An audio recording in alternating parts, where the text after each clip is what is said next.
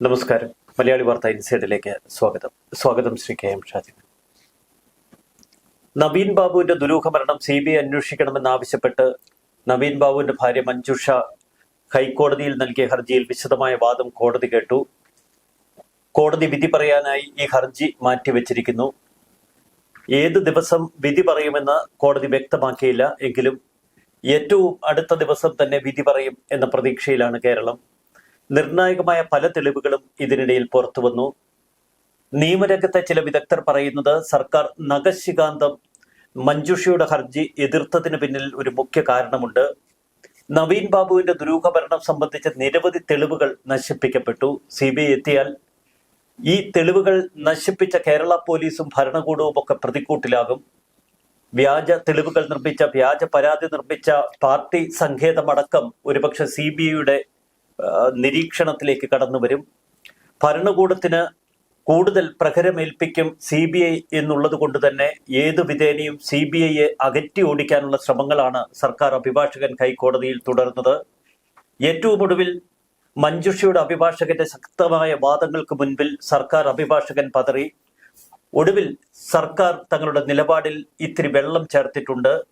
മഞ്ജുഷയുടെ ആരോപണത്തെക്കുറിച്ച് വിശദമായി അന്വേഷിക്കും. കൊലപാതക സാധ്യത, ആ മഞ്ജുഷയുടെ ഒരു ആരോപണം കൂടുതൽ ഗൗരവമായി പരിശോധിക്കുമെന്നാണ് സർക്കാർ നിലപാട് പറഞ്ഞിരിക്കുന്നത്. ഹർജിയുടെ വാദത്തിൽ SITയോട് മഞ്ജുഷ ഹർജിയിൽ ഉന്നയിച്ചിരിക്കുന്ന ഓരോ കാര്യങ്ങളും പ്രത്യേകം അന്വേഷിക്കാൻ ആവശ്യപ്പെടാം എന്ന് ഹൈക്കോടതിയിൽ സർക്കാർ സമ്മതിച്ചിരിക്കുന്നു. എന്താണ് അങ്ങയുടെ ഒരു നിരീക്ഷണം? CBIയെ മാറ്റി നിർത്തി SITയെ തന്നെ ഈ മഞ്ജുഷയുടെ ഇപ്പോൾ ഉയർത്തിയിരിക്കുന്ന ഈ സംശയങ്ങൾ പരിഹരിക്കാൻ നിയോഗിക്കുമോ? ഇതിൽ നമ്മൾ പ്രധാനമായിട്ട് കണ്ട ഒരു കാര്യം, ഈ നവീൻ ബാബുവിന്റെ മരണം അത് പൊതുമണ്ഡലത്തിൽ ഉണ്ടാക്കിയിട്ടുള്ള പ്രത്യാഘാതം ഒരുപക്ഷെ കഴിഞ്ഞ 8 വർഷത്തിനുള്ളിൽ ഈ ഗവൺമെന്റ് നേരിട്ട ഏറ്റവും വലിയ ഒരു വെല്ലുവിളി ആയിരിക്കും എന്നാണ് എനിക്ക് തോന്നുന്നത്. അതിന് 2 കാരണമുണ്ട്. അതിലൊരു പ്രധാനപ്പെട്ട കാരണം, ഈ നവീൻ ബാബുവിന്റെ മരണം നമ്മുടെ പൊതുമണ്ഡലത്തിൽ ഉണ്ടാക്കിയിട്ടുള്ള ചലനം അത് അത്യഭൂതപൂർവമാണ് എന്നുള്ളതാണ്. ഞാൻ ഇതിനു മുമ്പ് പറഞ്ഞിട്ടുണ്ട്, 2012 TP ചന്ദ്രശേഖരന്റെ മരണം, അതിനുശേഷം 1 വർഷം മുമ്പ് സിദ്ധാർത്ഥന്റെ മരണം, ഇതൊക്കെ നമ്മൾ അനുഭവിച്ചവരാണെങ്കിലും എൻ്റെ ഒരു അനുഭവം, എൻ്റെ പ്രതിപക്ഷ യൂട്യൂബ് ചാനലിൽ ഞാൻ ചെയ്ത വീഡിയോകളൊക്കെ ആയിട്ട് ബന്ധപ്പെട്ടിട്ടുള്ള എൻ്റെ ഒരു അനുഭവം, ഈ നവീൻ ബാബുവിന്റെ മരണമാണ് എനിക്കൊന്നൊരു ഒരു പതിറ്റാണ്ടെങ്കിലും എടുത്താൽ പൊതുമണ്ഡലത്തിന് ഇത്രയേറെ ബാധിച്ച ഒരു സംഭവമായിട്ട് എനിക്ക് തോന്നിയിട്ടുണ്ട്. വളരെ ആഴത്തിൽ ആ വിഷയം പൊതുമണ്ഡലത്തെ സ്വാധീനിച്ചിട്ടുണ്ട്. അതുകൊണ്ട് തന്നെ ഈ കേസിന്റെ ഔട്ട്കം എന്ന് പറയുന്നത്, അല്ലെങ്കിൽ ഈ കേസിൽ എന്ത് തീരുമാനിക്കാൻ പോകുന്നു എന്ന് പറയുന്നത്, ഈ ഗവൺമെന്റിന്റെ നിലനിൽപ്പുമായി തന്നെ ബന്ധപ്പെടുന്ന ഒരു വിഷയമാണ് എന്നാണ് ഒരു പൊതുപ്രവർത്തകൻ എന്നുള്ള നിലയിലും അഭിഭാഷകൻ എന്നുള്ള നിലയിലും എനിക്ക് തോന്നിയിട്ടുള്ളത്. ആ നിലയിലേക്ക് അത് മാറിയിട്ടുണ്ട്. രണ്ടാമത്തെ ഒരു പ്രധാനപ്പെട്ട പ്രശ്നം എന്ന് പറയുന്നത്, ഈ വിഷയത്തിലേക്ക് CBI കടന്നു വന്നാൽ കണ്ണൂരിലെ CPMന്റെ നേതാക്കന്മാരുടെ നിക്ഷിപ്ത താല്പര്യങ്ങളും സ്വാർത്ഥ താല്പര്യങ്ങളും അവരുടെ റിയൽ എസ്റ്റേറ്റ് ബന്ധങ്ങളും അവരുടെ മൊത്തത്തിലുള്ള അഴിമതികളും ഒക്കെ തന്നെ വളരെ സമഗ്രമായി പുറത്തു വരാൻ ഉള്ള ഒരു സാധ്യതയും അതിനകത്ത് കാണുന്നുണ്ട്. ഇത് രണ്ടും കൊണ്ടാണ് എങ്ങനെയെങ്കിലും CBIയെ ഒഴിവാക്കി നിർത്തുക എന്നുള്ള ഒരൊറ്റ ഉദ്ദേശത്തോടു കൂടി സർക്കാർ വാദമുഖങ്ങളുമായി രംഗത്ത്. അവിടെയാണ് സോമൻ പറഞ്ഞതുപോലെ, ഇനിയിപ്പം കൊലപാതകമാണെങ്കിൽ പോലും അതുപോലും ഞങ്ങൾ പരിശോധിക്കാം എന്നുള്ള നിലപാട് എടുത്തിരിക്കുന്നതും ഈ ഒരു ആശങ്കയുടെ, ഈ ഒരു പരിഭ്രാന്തിയുടെ പശ്ചാത്തലത്തിലാണ് എന്ന് കാണാൻ നമുക്ക് കഴിയും. പക്ഷെ ഈ വിഷയം വളരെ ആഴത്തിൽ പരിശോധിക്കുന്ന ഒരാളെന്നുള്ളതിൽ എനിക്ക് തോന്നുന്നു 40-ലധികം വീഡിയോ, ഞാൻ കഴിഞ്ഞ ദിവസം ചെയ്യുന്ന വീഡിയോ 41ാമത്തെ വീഡിയോ ആണ്. ഇപ്പോഴും ഞാൻ 2 വീഡിയോ റെക്കോർഡ് ചെയ്തിട്ടുണ്ട്. അപ്പൊ ഇതിൽ നിന്ന് എനിക്ക് മനസ്സിലാവുന്ന ഒരു കാര്യം, ഈ വിഷയത്തിൽ ഇനി CBI അന്വേഷണം പ്രഖ്യാപിക്കാതിരിക്കാൻ ബഹുമാനപ്പെട്ട ഹൈക്കോടതിക്ക് കഴിയില്ല എന്നാണ് ഞാൻ വിശ്വസിക്കുന്നത്.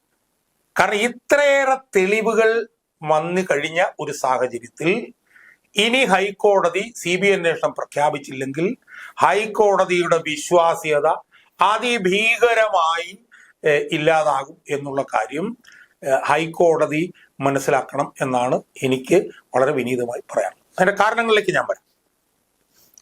അതിൽ ഏറ്റവും പ്രധാനപ്പെട്ട കാരണം എന്ന് പറയുന്നത്, ഇപ്പോ മഞ്ജുഷ കോടതിയിൽ പറഞ്ഞെന്താ, മഞ്ജുഷ കോടതിയിൽ പറഞ്ഞ പ്രധാനപ്പെട്ട കാര്യം എന്ന് പറയുന്നത്, ഇത് സൂയിസൈഡ് അല്ല, ഇത് ഹോമിസൈഡ് ആണ് എന്ന് ഞങ്ങൾക്ക് സംശയമുണ്ട്.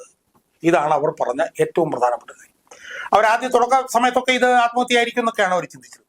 എന്നാൽ ഹൈക്കോടതിയിൽ ഇപ്പോൾ അവർ കൊടുത്ത ഹർജിയും അതിന്മേൽ അവർ സമർപ്പിച്ചിട്ടുള്ള അടിസ്ഥാന ഹർജിയും അതിന് മുകളിലായി അവരുടെ അഭിഭാഷകൻ ഹൈക്കോടതിയിൽ സമർപ്പിച്ച ഒരു 18 പേജിന്റെ ആർഗ്യുമെന്റ് നോട്ട്സും കൂടെ നമ്മൾ പരിശോധിക്കുമ്പോൾ അതിൽ വളരെ കൃത്യമായി, വളരെ ഈ പറഞ്ഞ പോലെ ഇംഗ്ലീഷ് പറഞ്ഞാൽ അൺഇക്വോക്കലായി, വളരെ അർത്ഥശങ്കയ്ക്കിടയില്ലാത്ത വിധം മഞ്ജുഷയുടെ അഭിഭാഷകനായിട്ടുള്ള ജോൺ റാൽഫ് ഇത് കൊന്ന് കെട്ടിത്തൂക്കുകയായിരുന്നു എന്നുള്ള കാര്യം സംശയലേശമന്യേ തെളിയിച്ചിട്ടുണ്ട് എന്നാണ് ഞാൻ മനസ്സിലാക്കുന്നത്. അതിൽ ഇപ്പൊ അടിസ്ഥാന ഹർജിയിൽ അവര് സൂയിസൈഡ് ഹോമിസൈഡ് ആണോ എന്നുള്ള സംശയമുണ്ട് എന്നുള്ളതിന്റെ കുറച്ച് കാരണങ്ങൾ മാത്രമാണ് പറഞ്ഞതെങ്കിൽ, രണ്ടാമത് റാൽഫ് വാദത്തിന്റെ അന്ന് 12-ാം തീയതി കൊടുത്ത ഒരു ആർഗ്യുമെന്റ് നോട്ടിലും അന്ന് നടത്തിയ വാദത്തിൽ നിന്നും വളരെ ശക്തമായും വ്യക്തമായിട്ടുമുള്ള 5 കാരണങ്ങൾ, ഇത് കൊലപാതകമാണെന്നുള്ളതിന് 5 കാരണങ്ങൾ വളരെ കൃത്യമായി റാൽഫ് കോടതിയിൽ കൊടുത്തിട്ടുണ്ട്. അത് ഓരോന്ന് ഞാനൊന്ന് ചെറുതായിട്ട് ചെയ്യാനെന്ന് പറയാം. അതിൽ ഒന്നാമത്തത് പോസ്റ്റ്മോർട്ടം സ്റ്റെയിനിങ് ആൻഡ് ഫിക്സേഷൻ എന്നാണ്. അതായത് ഒരാൾ തൂങ്ങി മരിച്ചു കഴിഞ്ഞാൽ അയാൾ തൂങ്ങിക്കിടക്കുന്ന സമയത്ത് ഈ ഭൂമിയുടെ ഗുരുത്വാകർഷണ ശക്തിയുമായി, ഗ്രാവിറ്റേഷൻ പുള്ളുമായി ബന്ധപ്പെട്ടുകൊണ്ട് മരിച്ചു കഴിഞ്ഞാൽ ഉടനെ ഒരു റിഗർ മോർട്ടിസ് എന്ന് പറഞ്ഞൊരു സംവിധാനം വരും. അതിനെ തുടർന്ന് ഈ ചോര ശരീരത്തിന്റെ താഴത്തെ ഭാഗങ്ങളിലേക്ക് വന്ന് അടിയും. അത് പ്രധാനമായും കാല്, കൈയുടെ അറ്റം, അവിടെയൊക്കെയാണ് ഒന്ന് ചോര അടിയുന്നത്. അതിന് ഗ്ലോവ് ആൻഡ് സോക്ക് എഫക്റ്റ് എന്നാണ് പറയുന്നത്. ആ ഗ്ലോവ് ആൻഡ് സോക്ക് എഫക്റ്റ് എന്ന് പറയുന്നത് ഈ സംഭവത്തിൽ ഉണ്ടായിരുന്നില്ല എന്നാണ് ശ്രീമാൻ ജോൺ റാൽഫ് പറഞ്ഞിട്ടുള്ളത്. ഒരു വെളുത്ത ശരീരപ്രകൃതിയാണ് നവീൻ ബാബു, അപ്പോൾ പിങ്ക് നിറം വരേണ്ടിയിരുന്നു. അത് വരേണ്ടിയിരുന്നത് കാലിന്റെ കൈയുടെ അറ്റത്തായിരുന്നു, കാരണം ഗ്രാവിറ്റേഷൻ പുള്ളുണ്ട്. അതിനു പകരം ഈ മൃതശരീരത്തിൽ കണ്ടത് പോസ്റ്റ്മോർട്ടം സ്റ്റെയിനിങ് എന്ന് പറഞ്ഞൊരു പ്രതിഭാസമാണെന്നും അത് പുറത്തായിരുന്നു കണ്ടത് എന്നുമാണ് റാൽഫ് പറയുന്നത്. അത് നോൺ ഫിക്സ്ഡ് ആയിരുന്നു എന്നാണ് പറയുന്നത്. നോൺ ഫിക്സ്ഡ് എന്ന് പറഞ്ഞാൽ ബ്ലാഞ്ചിങ് ടെസ്റ്റ് എന്ന് പറഞ്ഞ ടെസ്റ്റ് ഉണ്ട്. കരിവാളിച്ച് കിടക്കുന്ന ഒരു പാടിന്റെ മുകളിൽ നമ്മൾ വിരൽ വെച്ചിട്ട് 1 മിനിറ്റ് കൊണ്ട് എടുക്കുമ്പോൾ ആ കരിവാളിപ്പ് പോയാൽ ഫിക്സ്ഡ് അല്ല, കരിവാളിപ്പ് അവിടെ ഉണ്ടെങ്കിൽ ഫിക്സഡ് ആണ്. അപ്പൊ നോൺ ഫിക്സ്ഡ് ആയിട്ടുള്ള പോസ്റ്റ്മോർട്ടം സ്റ്റെയിനിങ് ഈ മൃതശരീരത്തിന്റെ പുറത്ത് കണ്ടു എന്ന് പറഞ്ഞാൽ അതിന്റെ അർത്ഥം തൂക്കിയിടുന്നതിന് മുമ്പ് ഒരു ഫ്ലാറ്റ് ആയിട്ടുള്ള പ്രതലത്തിൽ ഈ മൃതദേഹം കുറെ നേരം കിടത്തിയിരുന്നു എന്നുള്ളതാണ്. അതാണ് അയാൾ പറയുന്നത് ഒന്നാമത്. രണ്ടാമത്തെ അയാൾ പറയുന്ന പ്രധാനപ്പെട്ട കാര്യം എന്നാൽ ലിഗേച്ചർ ഡിസ്ക്രീപ്പൻസി, അതായത് കെട്ടിത്തൂങ്ങാൻ ഉപയോഗിച്ച കയറ്, അതുമായി ബന്ധപ്പെട്ടിട്ടുള്ള വൈരുദ്ധ്യം. അതായത് അവിടെ പറയുന്ന എന്താണ്, 55 കിലോഗ്രാം തൂക്കവും 165 സെന്റിമീറ്റർ പൊക്കവുമുള്ള ഈ മൃതശരീരത്തിന്റെ കഴുത്തിന്റെ ചുറ്റളവ് ഒരു 35 മുതൽ 38 സെന്റിമീറ്റർ വരെയാണ് വരുന്നത്. പക്ഷെ ഇത് 22 സെന്റിമീറ്റർ എന്നാണ് പറയുന്നത്. മനസ്സിലായി? എന്ന് മാത്രമല്ല പഴയ കയറുമായിരുന്നു. അപ്പൊ അതുകൊണ്ട് ആ ലിഗേച്ചർ ഡിസ്ക്രീപ്പൻസി വളരെ പ്രധാനമാണ്. പിന്നെ പിന്നിലെ മുറിവുകളൊന്നും രേഖപ്പെടുത്തി. അതെ. മൂന്നാമത്തെ പ്രധാനപ്പെട്ട കാര്യം എന്ന് പറയുന്നത് മരണസമയമാണ്. മരണസമയമായിട്ട് പോലീസ് തന്നത് അങ്ങനെ തന്നെ എഴുതി വെക്കുകയാണ് ചെയ്തിട്ടുള്ളത്. ശാസ്ത്രീയമായിട്ട് ഡോക്ടർ അതിനെക്കുറിച്ച് ചിന്തിച്ചിട്ടില്ല. പറയുന്നത് എന്താണ്, രാവിലെ 4:30ക്കും 5:30ക്കും ഇടയിൽ നിന്നാണ്. പക്ഷേ ടൈം സിൻസ് ഡെത്ത് എന്ന് പറഞ്ഞിട്ട് വിദഗ്ധന്മാർ പറയുന്നത് 6 മണിക്കൂറിന് മുകളിലും 18 മണിക്കൂറിന് താഴെയുമാണ് മരണം സംഭവിച്ചിരിക്കാനിടയെന്നാണ് വിദഗ്ധന്മാർ പറയുന്നത്. എന്ന് പറഞ്ഞാൽ 14-ാം തീയതി വൈകിട്ട് 6:40-നും 15-ാം തീയതി രാവിലെ 6:40-നും ഇടയിലുമാണ് മരണം നടന്നിട്ടുണ്ടാവാൻ സാധ്യത. എന്നാൽ ഡോക്ടർ എന്താ ചെയ്തത്, പോലീസ് പറഞ്ഞ പോലെ 4:30ക്കും 5:30ക്കും ഇടയിലാണ് എന്നങ്ങ് പറഞ്ഞ് തള്ളിക്കളഞ്ഞു. അതാണ് അടുത്ത പോയിന്റ്. അടുത്ത പ്രധാനപ്പെട്ട പോയിന്റ് എന്താ, ശരീരത്തിൽ നിന്ന് ഒരു ദ്രാവകവും പുറത്തേക്ക് വന്നിട്ടില്ല എന്നാണ്. സാധാരണഗതിയിൽ തൂങ്ങി മരിക്കുമ്പോഴത്തേക്കും മൂത്രം, അതുപോലെ തന്നെ ശുക്ലം, അതുപോലെ തന്നെ രക്തം, അതുപോലുള്ള ഒരു 4-5 ദ്രാവകങ്ങൾ ശരീരത്തിൽ നിന്ന് പുറത്തേക്ക് വരേണ്ടതാണ്. ഇതൊന്നും വന്നിട്ടില്ല എന്ന് മാത്രമല്ല, മരിച്ച് തൂങ്ങിക്കിടക്കുന്ന ആളുടെ ശരീരത്തിൽ സലൈവറി ഡ്രിബിൾ എന്ന് പറഞ്ഞൊരു സംഭവം ഉണ്ടാകുന്നു അവിടെ. അതായത് മരിച്ചു കഴിയുമ്പോഴത്തേക്കും ഈ സലൈവ ഇതുപോലെ ഈ മുഖത്ത് 2 ഭാഗത്തൂടെയും വരികയും അത് ഷർട്ടിലും ശരീരത്തിലും ഒക്കെ കാണും. അതും സംഭവിച്ചിട്ടില്ല. ഒരു ദ്രാവകവും പുറത്തേക്ക് വന്നതായിട്ട് പറഞ്ഞില്ല. അടുത്ത പ്രധാനപ്പെട്ട പോയിന്റ് എന്താണ്, ആന്തരാവയവങ്ങൾ ടോക്സിക്കോളജി ടെസ്റ്റിന് അയച്ചിട്ടില്ല. കാരണം എന്താ? ഇതൊരു അസ്വാഭാവിക മരണമാണ്. സ്വാഭാവികമായും അസ്വാഭാവിക മരണമാണെങ്കിൽ ആന്തരാവയവങ്ങൾ ടോക്സിക്കോളജി ടെസ്റ്റിന് അയക്കേണ്ടതാണ്. കാരണം ഇത് വിഷം ഉള്ളിൽ ചെന്നിട്ടാണോ അല്ലെങ്കിൽ അബോധാവസ്ഥയിൽ കിടത്തിയിട്ടാണോ പരിശോധിക്കുക എന്നുള്ളത് അത് ചെയ്തിട്ടില്ല. അതുപോലെ തന്നെ മറ്റൊരു പ്രധാനപ്പെട്ട കാര്യം എന്ന് പറഞ്ഞാൽ എന്താണ്? പ്രധാനപ്പെട്ട കാര്യം എന്ന് പറഞ്ഞാൽ ബ്രെയിന്, പിന്നെ ലങ്സ്, ഹാർട്ട്, ഇത് ഹിസ്റ്റോപത്തോളജി ചെയ്യണം എന്നാ പറയുന്നത്. കാരണം എന്താ? പുറമെ ആരോഗ്യവാനാണെന്ന് തോന്നുന്ന ആൾക്കും ചിലപ്പോൾ അയാൾക്ക് ഹൃദയത്തിൽ പ്രശ്നം ഉണ്ടാവും, ചിലപ്പോൾ അയാൾക്ക് ലങ്സിൽ പ്രശ്നം ഉണ്ടാവും, ചിലപ്പോൾ അയാൾക്ക് പിന്നെ ബ്രെയിനിൽ പ്രശ്നം ഉണ്ടാവും. എന്ന് മാത്രമല്ല ചിലപ്പം സ്ട്രോക്ക്, ഈ പറഞ്ഞതുപോലെ സെറിബ്രൽ ഹെമറേജ്, അതിനൊക്കെ ഉള്ള പ്രവണത ചിലപ്പോൾ അയാൾ കാണിക്കും. പക്ഷെ പുറമെ ഒന്നും സംഭവിച്ചെന്നിരിക്കില്ല. അങ്ങനെയുള്ള ഒരാൾക്ക് നല്ലൊരു അടി ശരീരത്തിൽ കൊടുത്താൽ അയാൾ അങ്ങ് മരിച്ചു. അപ്പൊ അതുപോലെ അങ്ങനെയൊക്കെ ചെയ്യുമ്പോൾ ഉണ്ടാകുന്ന നിലയിലുള്ള പ്രശ്നങ്ങളുണ്ടോ എന്ന് പരിശോധിച്ചിട്ടില്ല. അപ്പം ഏതാണ്ട് ഒരു 12ഓളം വീഴ്ചകൾ ഈ ഈ ഈ ഈ പോസ്റ്റ്മോർട്ടത്തിൽ ഉണ്ടായിട്ടുള്ളതായിട്ടാണ് നമുക്കിപ്പോൾ മനസ്സിലാക്കാൻ കഴിയും. ഏറ്റവും പ്രധാനമായിട്ട് എനിക്ക് മനസ്സിലാക്കാൻ കഴിഞ്ഞൊരു കാര്യം എന്ന് പറഞ്ഞാൽ തലയൂട്ടി തുറന്നിട്ടുണ്ടോ. ഇപ്പം ബ്രെയിനിന് 1250 ഗ്രാം തൂക്കമുണ്ടെന്നൊക്കെ പറഞ്ഞതിനകത്ത് പറയുന്നു. പക്ഷെ തലയൂട്ടി തുറന്നിട്ടുണ്ടോ എന്നുള്ള സംശയം വളരെ ഗൗരവമായി വിദഗ്ധന്മാർ ഉയർത്തുന്നുണ്ട്. കാരണം ഈ പോസ്റ്റ്മോർട്ടത്തിന്റെ സമയത്ത് തലയോട്ടി തുറക്കുന്നത് എങ്ങനെയാണെന്നറിയാം. അതായത് നമ്മുടെ ഈ ചെവിയുടെ പുറകിൽ ഒരു മുഴയുണ്ട്, ഈ ചെവിയുടെ പുറകിൽ ഒരു മുഴയുണ്ട്. ഈ മുഴയിൽ നിന്ന് ഈ മുഴ വരെയാണ് ഒരു ഇൻസിഷൻ ഉണ്ടാക്കി ഇങ്ങനെ തലയോട്ടി ഇങ്ങനെ പൊക്കി ഈ താത്തി എടുത്തിട്ട് പിന്നെ ബ്രെയിൻ അതിനകത്ത് എടുത്തിട്ട് പരിശോധനയ്ക്ക് കൊടുക്കുന്നു. അപ്പൊ ഇവിടെ എന്നിട്ട് പറയുന്നത് എന്താണ്? അത് തുന്നി തയ്ച്ചു വെച്ചതിന് ശേഷം അത് പുറത്തറിയാതിരിക്കാനായിട്ട് തോർത്തിങ്ങനെ കിട്ടും. എന്നാൽ നവീൻ ബാബുവിന്റെ മൃതദേഹം കണ്ടവരാരും തന്നെ ഇതുപോലൊരു ഇൻസിഷൻ ഇവിടെ നടന്നതായോ ഇട്ടൊന്നും കണ്ടിട്ടില്ല. അപ്പോ അതെല്ലാം സൂചിപ്പിക്കുന്നത്, ഞാൻ യഥാർത്ഥത്തിൽ പോസ്റ്റ്മോർട്ടം നടന്നിട്ടുണ്ടെന്നുള്ള സംശയം പോലും പറഞ്ഞിട്ടുള്ള ഒരാളാണ്. പക്ഷെ ഇതിനകത്ത് സംഭവിച്ചിട്ടുള്ള എന്താണ്? ആത്മഹത്യ എന്ന് പറഞ്ഞൊരു നെറേറ്റീവാണ് CPM അവിടെ കൊണ്ടുവന്നത്. അതായത് ദുരുപദിഷ്ടിതമായി ദുരുദ്ദേശപരമായി പ്രസംഗിച്ചു, നവീൻ ബാബു ആത്മഹത്യ ചെയ്തു.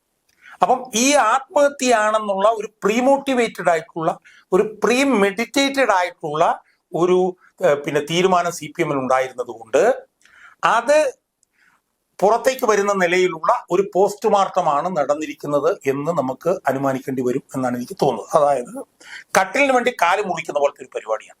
മനസ്സിലായോ? അപ്പൊ ഇതിന്റെ എല്ലാം ഭാഗമായി ഇതൊരു കോൾഡ് ബ്ലഡഡ് മർഡർ ആയിരുന്നു എന്നുള്ളത് വളരെ കൃത്യമായി കോടതിയുടെ മുന്നിൽ കിടന്നിട്ടുണ്ട്. രണ്ടാമതൊരു പ്രധാനപ്പെട്ട കാര്യം, ഞാൻ വിദഗ്ധമായിട്ട് സംസാരിച്ചപ്പോൾ പുറത്തുനിന്നൊരു സംഭവമാണ്. അതായത് ഇപ്പൊ പുറത്ത് പോസ്റ്റ്മോർട്ടം സ്റ്റെയിനിങ് വരുമ്പോൾ ആ പോസ്റ്റ്മോർട്ടം സ്റ്റെയിനിങ്ങിന്റെ കളറും ശരീരത്തിൽ ചെന്ന വിഷവുമായി ബന്ധമുണ്ട് എന്ന് ശാസ്ത്രീയമായിട്ടുള്ള പഠനങ്ങൾ പറയുന്നുണ്ട്. അതായത് പോസ്റ്റ്മോർട്ടം സ്റ്റെയിനിങ്ങിന്റെ നിറം ചെറി റെഡ് എന്ന് പറഞ്ഞിട്ടുള്ളതാണെങ്കിൽ അത് കാർബൺ മോണോക്സൈഡ് ആവാനുള്ള സാധ്യതയുണ്ട്. അത് പിങ്ക് നിറത്തിലുള്ളതാണെങ്കിൽ അത് സയനൈഡ് ആവാനുള്ള സാധ്യതയുണ്ട്. അത് ബ്രൗൺ നിറത്തിലാണെങ്കിൽ അത് നൈട്രേറ്റ് പോയിസണിങ് ആവാനുള്ള സാധ്യത അതിനകത്ത് കാണുന്നുണ്ട്. മനസ്സിലായി? അപ്പം ശരീരത്തിൽ ചെന്ന വിഷവും ഈ പോസ്റ്റ്മോർട്ടം സ്റ്റെയിനിങ്ങിന്റെ കളറും തമ്മിൽ ബന്ധമുണ്ടെന്ന് സയന്റിഫിക് ആയിട്ട് പ്രൂവ് ചെയ്തിട്ടുള്ളതാണ്. അപ്പൊ ഇതിന്റെയൊക്കെ പശ്ചാത്തലത്തിൽ ഇത്രയും, എന്ന് മാത്രമല്ല പോസ്റ്റ്മോർട്ടം ചെയ്ത ആള് പിന്നെ അടിമുടി സഖാവായിരുന്നുള്ള സാധനം പുറത്തു വന്നിട്ടുണ്ട്. അപ്പൊ ഇതിന്റെയൊക്കെ പശ്ചാത്തലത്തിൽ ഇത് കൊലപാതകമാണെന്നുള്ളതിന് ആവശ്യത്തിലധികം, അതായത് കൊലപാതകമാണെന്ന് കാണിക്കുന്ന തെളിവുകളുടെ പെരുമഴയാണ് ഇപ്പോൾ ഉണ്ടായിരിക്കുന്നത്. ഈ സാഹചര്യത്തിൽ ഒരു സംശയവും വേണ്ട, CBI അന്വേഷണം അല്ലാതെ വേറൊരു പോംവഴി ഇതിനില്ല. ഈ പശ്ചാത്തലത്തിൽ ഇപ്പൊ ഞാൻ ചോദിക്കട്ടെ, ഇപ്പം കൊലപാതകമാണ് എന്ന് ഞങ്ങൾ അന്വേഷിക്കാം എന്ന് പറയുന്നു. ആരാ പറയുന്നു? കണ്ണൂരിലെ കുറെ പോലീസ് ഉദ്യോഗസ്ഥന്മാരാ പറയുന്നത്. ഈ പോലീസ് ഉദ്യോഗസ്ഥന്മാർ ഇതിനു മുമ്പ് നടന്ന അന്വേഷണങ്ങളിൽ ഷുക്കൂർ വധക്കേസ് അന്വേഷണം വന്നപ്പോ എന്താ പറഞ്ഞത്? ഞങ്ങൾക്ക് CBI അന്വേഷണം വേണ്ട. ഷുക്കൂർ വധക്കേസിന്റെ അന്വേഷണം നടക്കുമ്പോൾ ഇവര് പ്രതിപക്ഷത്താണെന്ന് ഓർക്കണം. 2012 ഷുക്കൂർ വധക്കേസ്. മനസ്സിലായില്ലേ? അതുപോലെ തന്നെ പിന്നെ കൃപേഷ് ശരത്ലാൽ വധക്കേസ്, പെരിയ വധക്കേസ്, അത് വന്നപ്പോഴത്തേക്കും ഇവര് CBI അന്വേഷണം വേണ്ടെന്ന് പറഞ്ഞു. കതിരൂർ മനോജ് വധക്കേസ് വന്നപ്പോൾ ഇവർ CBI അന്വേഷണം വേണ്ടെന്ന് പറഞ്ഞു. ഷുഹൈബ് വധക്കേസ് വന്നപ്പോൾ ഇവർ CBI അന്വേഷണം വേണ്ടെന്ന് പറഞ്ഞു. ഇതിലെല്ലാം തന്നെ ബഹുമാനപ്പെട്ട ഹൈക്കോടതി CBI അന്വേഷണം പ്രഖ്യാപിക്കുകയാണ് ചെയ്തത്. കാരണം എന്താണ്? പോലീസിന്റെ അന്വേഷണം നേരായ വഴിയിൽ കൂടി പോവുകയില്ല. പോലീസ് എന്ന് പറയുന്നത് ഈ സർക്കാരിന്റെ ചട്ടുകമാണ്. ഇവിടെ എന്താണ് പ്രധാനപ്പെട്ട പ്രശ്നം? ഇവിടെ CPM-ന്റെ നിക്ഷിപ്ത സ്വാർത്ഥ താല്പര്യങ്ങളാണ് ഇതിനകത്ത് ഇൻവോൾവ് ആയിട്ടുള്ളത്, അന്തർലീനമായിട്ടുള്ളത് എന്നുള്ളത് കൊണ്ട് എന്ത് ഇവിടുത്തെ പിണറായിയുടെ പോലീസ് അന്വേഷിക്കാന്ന് പറഞ്ഞാലും അതിനകത്തൂടെ സത്യം വെളിയിൽ വരില്ല. അതുകൊണ്ട് ഈ കേസിന്റെ പ്രത്യേകത എന്ന് പറയുന്നത്, ഈ കേസിൽ ഇത് പച്ചയായിട്ടുള്ള കോൾഡ് ബ്ലഡഡ് മർഡർ ആണെന്നുള്ളതിന്റെ ഒരു ഡസനിലധികം തെളിവുകളെങ്കിലും ഹൈക്കോടതിയുടെ മുന്നിൽ സമർപ്പിച്ചിരിക്കുന്ന സാഹചര്യത്തിൽ ഇനി ഹൈക്കോടതിക്ക് വേറെ എന്തെങ്കിലും ഒരു വഴിയുണ്ട് എന്ന് എനിക്ക് തോന്നുന്നില്ല. ഈ തെളിവുകളെല്ലാം അവഗണിച്ചുകൊണ്ട് ഹൈക്കോടതി CBI അന്വേഷണം പ്രഖ്യാപിച്ചില്ലെങ്കിൽ ഹൈക്കോടതി പക്ഷപാതപരമാണ് എന്ന് ജനങ്ങൾക്ക് തോന്നും എന്ന് മാത്രമേ എനിക്ക് ഈ അവസരത്തിൽ സൂചിപ്പിക്കാം. മറ്റൊന്ന്, ഈ പോലീസ് ഇൻക്വസ്റ്റ് റിപ്പോർട്ടിലും ചില വൈരുദ്ധ്യങ്ങൾ അവരുടെ ഹർജിയിൽ ചൂണ്ടിക്കാട്ടുന്നുണ്ട്. പോലീസ് ഇൻക്വസ്റ്റ് റിപ്പോർട്ടിൽ എങ്ങനെയാണ് തൂക്കി മരിച്ചത്, സ്റ്റൂൾ ഉപയോഗിച്ചോ മേശ ഉപയോഗിച്ചോ, നവീൻ ബാബുവിന്റെ പൊക്കവുമായി തുലനപ്പെടുത്തുമ്പോൾ അതിൽ അസ്വാഭാവികതയുണ്ട് എന്ന് കൃത്യമായി പറഞ്ഞിരിക്കുന്നു. മറ്റൊന്ന്, നേരത്തെ കോടതി ചില പരാമർശങ്ങൾ നടത്തിയിരുന്നു. അതിലൊന്ന് ശ്രദ്ധേയമായത്, PP ദിവ്യ ഇതിന്റെ പ്രതിസ്ഥാനത്തേക്ക് വന്നപ്പോൾ രാഷ്ട്രീയ സ്വാധീനം കൊണ്ട് PP ദിവ്യയ്ക്ക് ഈ കേസിൽ എന്ത് നേട്ടമുണ്ടാകാനാണ് എന്ന് ബഹുമാനപ്പെട്ട ഹൈക്കോടതി ചോദിച്ചിരുന്നു. അതിനും ജോൺ റാൽഫ് ഉത്തരം പറഞ്ഞിട്ടുണ്ട്. റാൽഫ് ചൂണ്ടിക്കാട്ടിയത്, PP ദിവ്യയെ സ്വീകരിക്കാൻ അവിടെ ജയിലിന് പുറത്ത് എത്തിയത് CPM സംസ്ഥാന സെക്രട്ടറി MP ഗോവിന്ദന്റെ ഭാര്യ ശ്യാമള അടക്കമാണ്. PP ദിവ്യയ്ക്ക് ജയിലിനകത്തും പുറത്തുമൊക്കെ ലഭിച്ചുകൊണ്ടിരുന്ന പാർട്ടി പിന്തുണ, ഭരിക്കുന്ന പാർട്ടിയാണ് CPM, സ്വാധീനത്തിന്റെ വ്യക്തമായ തെളിവ് അവർ കൃത്യമായി ഹൈക്കോടതിയിൽ ചൂണ്ടിക്കാട്ടി. അപ്പോൾ ഈ കേസ് കേരള പോലീസ് ഇനി കൂടുതൽ വിപുലമാക്കി അന്വേഷിക്കുന്നതിൽ അർത്ഥമില്ല എന്ന് തന്നെയല്ലേ ഇതൊക്കെ സൂചിപ്പിക്കുന്നത്? അല്ല, വെച്ചാൽ അർത്ഥശങ്കയ്ക്കിടയില്ലാത്ത വിധം രാഷ്ട്രീയ ബന്ധം പറഞ്ഞിട്ടുണ്ട്. യഥാർത്ഥത്തിൽ തലശ്ശേരി സെഷൻസ് കോടതിയിൽ ജാമ്യാപേക്ഷ നടക്കുന്ന സമയത്ത് പ്രതിഭാഗം വക്കീൽ തന്നെ ദിവ്യയുടെ രാഷ്ട്രീയ ബന്ധത്തിനെ കുറിച്ച് പറഞ്ഞതാണ് ചൂണ്ടിക്കാണിച്ചത്. എന്ന് മാത്രമല്ല, സോയ്മോൻ പറഞ്ഞതുപോലെ എന്താണ്, ഗോവിന്ദൻ മാസ്റ്ററുടെ ഭാര്യ അവിടെ പോയി അക്ഷമയായി കാത്തു നിൽക്കുന്നത് നമ്മളെല്ലാവരും വിഷ്വലിൽ കണ്ടതാണ്.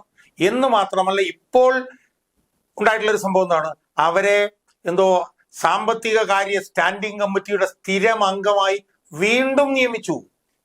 ഇതും മഞ്ജുഷയുടെ അഭിഭാഷകനായിട്ടുള്ള ജോൺ റാൽഫ് കോടതിയിൽ മുന്നിൽ. അതുപോലെ തന്നെ കൊണ്ടുവന്നിട്ടുള്ള ഏറ്റവും വലിയ ഒരു സ്പെഷ്യൽ ഇൻവെസ്റ്റിഗേഷൻ ടീമിന്റെ ഒരു വീക്ക്നെസ് ഉണ്ട്, ഒരു വീഴ്ചയുണ്ട്. അതെന്താന്ന് ചോദിച്ചാൽ, പ്രതിഭാഗം ജാമ്യാപേക്ഷയുമായി ബന്ധപ്പെട്ടുകൊണ്ട് തലശ്ശേരി കോടതിയിൽ വാദിക്കുമ്പോൾ ഉയർത്തിയ ഏറ്റവും പ്രധാനപ്പെട്ട ഒരു വാദം എന്ന് പറയുന്നത്, ഈ പ്രശാന്തൻ ഈ നവീൻ ബാബുവിന് കൈക്കൂലി കൊടുത്തതുമായി ബന്ധപ്പെട്ടിട്ടുള്ള കാര്യമാണ്. പ്രശാന്തൻ നവീൻ ബാബുവിന് കൈക്കൂലി കൊടുത്തു, അതിനുള്ള CCTV ദൃശ്യങ്ങളുണ്ട്, അതിന് വിജിലൻസ് ഓഫീസിൽ പോയതിന്റെ രേഖയുണ്ട്, ബാങ്കിൽ നിന്ന് പണം കടമെടുത്തതിന്റെ രേഖയുണ്ട്. അതുകൊണ്ട് തന്നെ ഇയാൾ ഒരു അഴിമതിക്കാരനാണെന്നും ഇയാൾക്ക് പ്രശാന്തൻ കൈക്കൂലി കൊടുത്തിട്ടുണ്ടെന്നും അത് ആ പെട്രോൾ ബങ്കിന്റെ NOCയുമായി ബന്ധപ്പെട്ടാണെന്നുമുള്ള വാദമാണ് തലശ്ശേരി സെഷൻസ് കോടതിയിൽ ദിവ്യയുടെ ജാമ്യാപേക്ഷയുമായി ബന്ധപ്പെട്ട് പ്രതിഭാഗം ഉയർത്തിയത്. എന്നിട്ട് ആ ജാമ്യാപേക്ഷ കഴിഞ്ഞെന്ന് പുറത്ത് ഇറങ്ങി K വിശ്വം പറഞ്ഞെന്താണ്, ഇത് ചാരത്തിനടിയിൽ കനലുകൾ കിടക്കുന്നത് പോലെ ഒരുപാട് തെളിവുകൾ ഇതിനകത്ത് ഞങ്ങളുടെ കയ്യിലുണ്ട്, ഞങ്ങൾ അതെല്ലാം പുറത്തേക്ക് കൊണ്ടുവരാൻ പോവുകയാണ് എന്നാ പറഞ്ഞത്. എന്നാൽ CBI അന്വേഷണവുമായി ബന്ധപ്പെട്ടുകൊണ്ട് സർക്കാർ ഹൈക്കോടതിയിൽ സമർപ്പിച്ച എതിർ സത്യവാങ്മൂലത്തിൽ പ്രശാന്തനുമായി ബന്ധപ്പെട്ട് ഒരു കാര്യവും പറഞ്ഞിട്ടില്ല എന്ന് മാത്രമല്ല, പ്രശാന്തൻ മുഖ്യമന്ത്രിക്ക് കൊടുത്തിട്ടുള്ള പരാതി ഉണ്ടല്ലോ, അതാണല്ലോ ഇതിനകത്ത് ഒരു പിവട്ടൽ പീസ് ഓഫ് എവിഡൻസ്. ആ പിവട്ടൽ പീസ് ഓഫ് എവിഡൻസ് വീണ്ടെടുത്തതായി പോലും ഈ എതിർ സത്യവാങ്മൂലത്തിൽ പറയുന്നില്ല. അപ്പൊ ഇതിൽ നിന്ന് വളരെ വ്യക്തമായിട്ടുള്ള ഒരു കാര്യം എന്ന് പറയുന്നത്, ഈ അന്വേഷണം ആദ്യാവസാനം അട്ടിമറിക്കുക എന്നുള്ളതാണ്. അതുകൊണ്ട് തന്നെ ഈ കേസിൽ CBI അന്വേഷണം പ്രഖ്യാപിച്ചില്ലെങ്കിൽ ഈ കേസ് അട്ടിമറിഞ്ഞു പോകുന്നുള്ള കാര്യത്തിൽ യാതൊരു സംശയവുമില്ല. കൊലപാതകം ഉൾപ്പെടെ ഞങ്ങൾ അന്വേഷിക്കാന്ന് പറയുന്നത് എങ്ങനെയെങ്കിലും CBI അന്വേഷണം ഒന്ന് ഒഴിവാക്കുക എന്നുള്ളതാണ്. അത് ഒഴിവാകാനുള്ള സാധ്യതയില്ല. അത് ഒഴിവായി പോയാൽ ബഹുമാനപ്പെട്ട ഹൈക്കോടതിയിലുള്ള വിശ്വാസം ജനങ്ങൾക്ക് ടൺ കണക്കിന് കുറയാനാണ് സാധ്യത എന്നാണ് എനിക്ക് ബഹുമാനപ്പെട്ട ഹൈക്കോടതിയോട് ഈ ഘട്ടത്തിൽ എനിക്ക് അഭ്യർത്ഥിക്കാം. മഞ്ജുഷയുടെ അഭിഭാഷകൻ ഹൈക്കോടതിയിൽ നൽകിയ ഈ അനുബന്ധ ഹർജി ഒരുപക്ഷെ ഇത്ര വിശദമായി കേരളത്തിലെ പൊതുമണ്ഡലത്തിൽ വിശദീകരിക്കുന്ന അങ്ങ് മാത്രമായിരിക്കും, ഇത്രയേറെ. കാരണം അതിന്റെ മൈന്യൂട്ട് തലത്തിലെ വിശദാംശങ്ങൾ പോലും അങ്ങ് ഇപ്പോൾ പ്രേക്ഷകരോട് സംവദിച്ചു കഴിഞ്ഞു. ശ്രദ്ധേയമായിരിക്കുന്നത്, ഒരു അഭിഭാഷകൻ എന്ന നിലയ്ക്ക് മഞ്ജുഷയുടെ അഭിഭാഷകൻ നടത്തിയത് സമാനതകളില്ലാത്ത ഒരു പ്രകടനമല്ലേ ഹൈക്കോടതിയിൽ ഈ കഴിഞ്ഞ ദിവസത്തെ അതിശക്തമായ വാദം? കോടതി പോലും നിശബ്ദമായി എന്ന വാർത്തകളായിരുന്നു നമ്മൾ കേട്ടത്. മഞ്ജുഷയുടെ അഭിഭാഷകൻ ഈ വാദത്തിന് മുന്നിൽ സർക്കാർ മുട്ടുമടക്കിയതിൽ അത്ഭുതപ്പെടാനില്ലല്ലോ. അതില് ഞാൻ ഈ അഭിഭാഷകനെ കുറിച്ചിട്ട് ഞാൻ അധികം ഇതിനു മുമ്പ് ഞാൻ കേട്ടിട്ടുണ്ടായിരുന്നു പറഞ്ഞ പേര് ഞാൻ കേട്ടിട്ടുണ്ട്, പക്ഷെ ഈ അഭിഭാഷകനെ കുറിച്ച് ഞാൻ കേട്ടിരുന്നില്ല. പക്ഷെ ഈ അഭിഭാഷകനെ ഈ കേസിലെ തലശ്ശേരിയിലെ വാദം മുതൽ ഞാൻ ഫോളോ ചെയ്യുകയാണ്. തലശ്ശേരിയില് പിന്നെ പ്രതിയുടെ മുൻകൂർ ജാമ്യാപേക്ഷയുടെ സമയത്ത് അദ്ദേഹം നടത്തിയിട്ടുള്ള ഇടപെടൽ, അതിനുശേഷം അദ്ദേഹം ഹൈക്കോടതിയിൽ നൽകിയിട്ടുള്ള എതിർ സത്യവാങ്മൂലം, അതിനുശേഷം അദ്ദേഹം നൽകിയിട്ടുള്ള 18 പേജുള്ള ആർഗ്യുമെന്റ് നോട്ട്സ്, അതിൽ അദ്ദേഹം നടത്തിയിട്ടുള്ള ചടുലമായിട്ടുള്ള വാദങ്ങള്, അദ്ദേഹം നവീൻ ബാബുവിനെ കുറിച്ച് നടത്തിയിട്ടുള്ള പിന്നെ പരാമർശങ്ങൾ, അതായത് എനിക്ക് തോന്നുന്നു ഈ പിന്നെ എന്താണ് ആർഗ്യുമെന്റ് നോട്ട്സ് അദ്ദേഹം തുടങ്ങുന്നത് മരിച്ചുപോയ ആൾ നമ്മുടെ കൂടെ ഇല്ലല്ലോ, അതുകൊണ്ട് മരിച്ചുപോയ ആൾക്ക് വേണ്ടി വാദിക്കാനുള്ള ഉത്തരവാദിത്വം നമുക്കല്ലേ എന്ന് പറഞ്ഞുകൊണ്ടാണ് അദ്ദേഹം ആ വാദം തുടങ്ങുന്നത്. വളരെ വൈകാരികമായി ഈ കാര്യങ്ങളെ കാണുന്ന ഒരാളാണ് അദ്ദേഹം എന്നാണ് എനിക്ക് തോന്നുന്നത്. അതിശക്തമായിട്ടുള്ള വാദമാണ് അദ്ദേഹം ഉയർത്തിയിട്ടുള്ളത്. അദ്ദേഹം ഈ പറഞ്ഞ പോലെ ആഴത്തിൽ ഈ വിഷയം പഠിച്ചിട്ടുണ്ട് എന്നാണ് ഞാൻ മനസ്സിലാക്കിയത്. ഇതുമായി ബന്ധപ്പെട്ട് ഫോറൻസിക് സയൻസ് എക്സ്പേർട്സും ഒക്കെ ആയിട്ട് ബന്ധപ്പെട്ട് അദ്ദേഹം വിശദമായിട്ടുള്ള ചർച്ചകൾ നടത്തിയിട്ടുണ്ട് എന്നുള്ളത് ആർഗ്യുമെന്റ് നോട്ട്സിൽ നിന്ന് വ്യക്തമാണ്. അതായത് ഈ ഗ്ലോവ് ആൻഡ് സോക്ക് എഫക്ട് എന്നൊക്കെ പറയുന്നതിൻ്റെയൊക്കെ ഡയഗ്രാം ഒക്കെ പറഞ്ഞുകൊണ്ടാണ് അദ്ദേഹം പിന്നെ വാദിച്ചിട്ടുള്ളത്. അതുകൊണ്ട് തന്നെ ഇത് ഈ അടുത്ത കാലത്തെങ്ങും ഇത്രയും ഒരു പൊതുപ്രാധാന്യമുള്ള ഒരു കേസിൽ ഒരു അഭിഭാഷകൻ ഇത്ര ഈ പറഞ്ഞതുപോലെ സമഗ്രമായും സമൂലമായും വാദിച്ചിട്ടുണ്ട് എന്ന് എനിക്ക് തോന്നുന്നില്ല. ഞാൻ അദ്ദേഹമായിട്ട് ആകെ 1-2 തവണ മാത്രമേ ഞാൻ സംസാരിച്ചിട്ടുള്ളൂ. പക്ഷെ അദ്ദേഹം തയ്യാറാക്കിയിട്ടുള്ള ആ രേഖകളിൽ നിന്ന്, എതിർ സത്യവാങ്മൂലത്തിൽ നിന്നും ആർഗ്യുമെന്റ് നോട്ട്സിൽ നിന്നും ഒക്കെ നമുക്ക് കാണാൻ കഴിയുന്നത് അദ്ദേഹം ഈ പറഞ്ഞതുപോലെ അൺറിലന്റിങ് ആയിട്ടുള്ള, വിട്ടുവീഴ്ചയില്ലാത്ത, അൺകോംപ്രമൈസിങ് ആയിട്ടുള്ള ഒരു സമരമാണ് അദ്ദേഹം ഇതിനകത്ത് നടത്തിയിട്ടുള്ളത് എന്നാണ് എനിക്ക് തോന്നുന്നത്. അതോടൊപ്പം തന്നെ നമ്മൾ എപ്പോഴും പറഞ്ഞതുപോലെ എടുത്തു പറയേണ്ട ഒരു പ്രധാനപ്പെട്ട കാര്യം നവീൻ ബാബുവിന്റെ ഭാര്യ മഞ്ജുഷയുടെ ഇച്ഛാശക്തിയും ആർജവവുമാണ്. അത് നമ്മൾ എടുത്തു പറഞ്ഞേ മതിയാവും. കാരണം ഈ കേരളത്തിലെ ഏറ്റവും വലിയ പാർട്ടി, തൂണിലും തുരുമ്പിലുമുള്ള പാർട്ടി പോലും അടിമുടി വന്ന് മഞ്ജുഷയെ എതിർക്കുമ്പോഴും ഒരു അണുവിട ചലിക്കാതെ തന്റെ ഭർത്താവിന്റെ ഘാതകരെ കണ്ടുപിടിക്കാൻ വേണ്ടിയിട്ടുള്ള പിന്നെ വിട്ടുവീഴ്ചയില്ലാത്ത സമരത്തിലാണ് അവര് ഏർപ്പെട്ടുകൊണ്ടിരിക്കുന്നത്. ഞാനത് പറയാൻ കാരണം എന്താണെന്ന് വെച്ചാൽ ഇതിന്റെ ഒരു മറുവശമാണ് ബാലഭാസ്കറിന്റെ ഭാര്യ ലക്ഷ്മി. ബാലഭാസ്കറിനെയും വെള്ള പൂശിക്കൊണ്ട് സ്വർണ്ണക്കള്ളക്കടത്ത് സംഘത്തിന് അനുകൂലമായിട്ട് നിൽക്കുന്ന ഒരു കാഴ്ചയാണ് നമുക്ക് കാണാൻ കഴിയുന്നതെങ്കിൽ നവീൻ ബാബുവിന്റെ ഭാര്യ എന്ത് തടസ്സം വന്നാലും അതിനെല്ലാം തകർത്തെറിഞ്ഞുകൊണ്ട് തന്റെ ഭർത്താവിന്റെ ഘാതകരെ കണ്ടുപിടിക്കാൻ വേണ്ടിയിട്ട് നടത്തുന്ന ശ്രമം വളരെ ശ്ലാഘനീയമാണ് എന്ന് പറയാതെ വയ്യ എന്ന് എനിക്ക് തോന്നുന്നു. മറ്റൊരു പ്രത്യേകത ഈ കേസിൽ, നമ്മൾ മഞ്ജുഷ ഹർജിയുമായി ഹൈക്കോടതിയിലേക്ക് ചെല്ലുമ്പോൾ മഞ്ജുഷയുടെ വാദം എങ്ങനെ കോടതിയിൽ ശക്തമായി തെളിയിക്കപ്പെടും എന്ന സംശയം പൊതുമണ്ഡലത്തിനുണ്ടായിരുന്നു. പ്രത്യേകിച്ച് കോടതിയുടെ ചില പരാമർശങ്ങളും ചോദ്യങ്ങളും ഒക്കെ. ഇതൊരു ആത്മഹത്യയല്ല, കൊലപാതകമെന്ന് തെളിയിക്കാൻ എന്ത് തെളിവുകളാണ് നിങ്ങളുടെ മുന്നിലുള്ളത്? ഏകദേശം 20 ദിവസങ്ങൾക്ക് മുൻപാണ് ഹൈക്കോടതി ഇത്തരമൊരു ചോദ്യം മഞ്ജുഷയുടെ മുന്നിൽ എറിയുന്നത്. പക്ഷേ പിന്നീട് നമ്മൾ കാണുന്നത് നടുക്കുന്ന തെളിവുകളുടെ ഒരു വലിയ കൂമ്പാരം നമുക്കൊക്കെ മുന്നിലേക്ക് ഒഴുകി വരുന്നതാണ്. അതൊരു വല്ലാത്ത അനുഭവമല്ലേ? അല്ല, അത് സ്വാഭാവികമാണ്. കാരണം ഞാനും ഈ പ്രാഥമിക വാദം കഴിഞ്ഞപ്പോൾ ഇതൊരു ദുസൂചനയാണല്ലോ എന്ന് ഞാനും പറഞ്ഞത്. കാരണം ഇത് കൊലപാതകമാണെന്നുള്ളതിന് നിങ്ങൾക്ക് എന്താണ് തെളിവ്? ഇത് പോലീസ് അന്വേഷിച്ചാൽ ഇത് സത്യം തെളിയില്ല എന്നങ്ങനെ പറയാൻ പറ്റും? അവർക്ക് രാഷ്ട്രീയ ബന്ധമുണ്ട് എങ്കിലും അന്വേഷണം നന്നായി നടന്നുകൂടെ എന്നൊക്കെയാണ് അദ്ദേഹം ചോദിച്ചത്. പക്ഷേ അതിനുശേഷം തെളിവുകളുടെ മലവെള്ളപ്പാച്ചിലായിരുന്നു. ഞാൻ മനസ്സിലാക്കുന്നത് വളരെ സ്തുത്യർഹമായിട്ടുള്ള സേവനം നടത്തിയിട്ടുള്ള പല ഫോറൻസിക് സർജന്മാരും ഈ വിഷയത്തിൽ വലിയ തോതിലുള്ള ഇടപെടൽ നടത്തിയിട്ടുണ്ട് എന്നുള്ളതാണ്. ഇയാളുടെ പിന്നെ പോസ്റ്റ്മോർട്ടം നടത്തിയ TM പ്രിജിത്ത് എന്ന് പറഞ്ഞിട്ടുള്ള ഫോറൻസിക് സർജനെതിരെയൊക്കെ വലിയ തോതിലുള്ള വിമർശനങ്ങൾ ഫോറൻസിക് സർജന്മാരുടെ ഇടയിൽ തന്നെ ഉണ്ട് എന്നാണ് എനിക്ക് മനസ്സിലാക്കാൻ കഴിഞ്ഞിട്ടുള്ളത്. ഇപ്പൊ ഈ പിന്നെ ജോൺ റാൽഫ് ഹൈക്കോടതിയിൽ സമർപ്പിച്ചിട്ടുള്ള ഇത് പിന്നെ ആർഗ്യുമെന്റ് നോട്ട്സിൽ പറയുന്ന കാര്യങ്ങൾ തന്നെ പതിറ്റാണ്ടുകളോളം ഫോറൻസിക് സർജനായിട്ടൊക്കെ പ്രവർത്തിച്ചിട്ടുള്ള ആളുകളുടെ കയ്യിൽ നിന്ന് ഉള്ള പിന്നെ അവരുടെ ഇൻപുട്സ് വെച്ചിട്ടാണെന്നാണ് ഞാൻ മനസ്സിലായത്.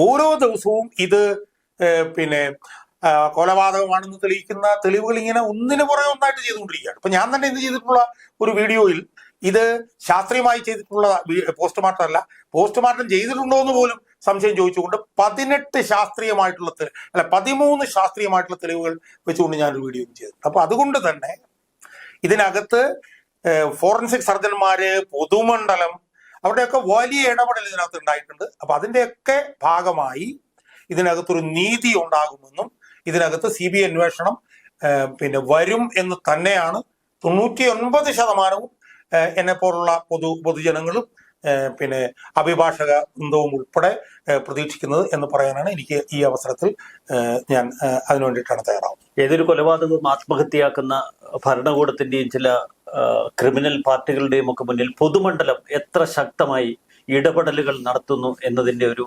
നേർസാക്ഷ്യമായി ഈ പോരാട്ടം മാറുന്നു. അതുകൊണ്ട് തന്നെ നീതി അത് പുലരുമെന്ന് നമുക്ക് പ്രതീക്ഷിക്കാം. നന്ദി, നമസ്കാരം.